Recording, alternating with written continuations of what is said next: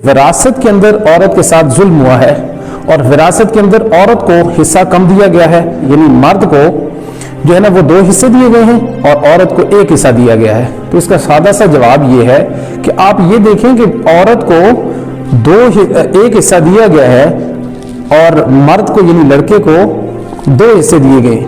ये जब वो बहन भाई हैं उस वक्त का ये मामला है, लेकिन लड़की की कैफियत बदलती रहती है। यानी कोई भी लड़की है वो जब बहन थी उस वक्त उसको भाई के मुकाबले में आधा हिस्सा मिला, लेकिन जो ही ये लड़की कल इसकी शादी होगी तो अब बहसीयत बीवी वो अपने खामन के माल के विरासत के माल के अंदर भी बराबर की शामिल है। ठीक है, कल को यही लड़की जब मां बनेगी तो अब बेटे की विरासत के अंदर भी इसका हिस्सा शामिल होगा।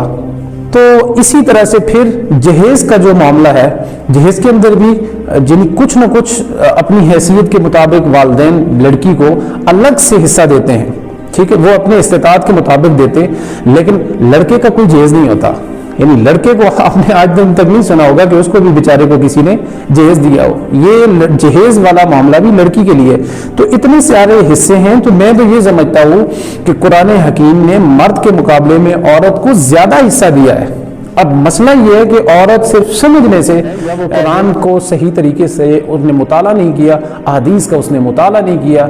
जितने ज़्यादा हुकूक औरत को इस्लाम ने दी हैं इतने किसी और मज़हब ने दिए ही नहीं हैं। तो ये कुछ सवालात के जवाबात थे। उम्मीद है कि ये वीडियो आपके लिए हेल्पफुल साबित हुई होगी और आपके जहन के अंदर जो अश्कालात थे वो काफ़ी हद तक क्लियर हो चुके होंगे। अगर वीडियो अच्छी लगे तो इसको शेयर भी करें, अपने दोस्तों के साथ भी शेयर करें और जो हमारा चैनल है उसको भी सब्सक्राइब कर लें यूट्यूब पे, ताकि बाकी लोग भी इससे इस्तिफादा कर सकें। अल्लाह ताला अमल की तौफीक अता फरमाए। अस्सलाम वालेकुम व रहमतुल्लाहि व बरकातुहू।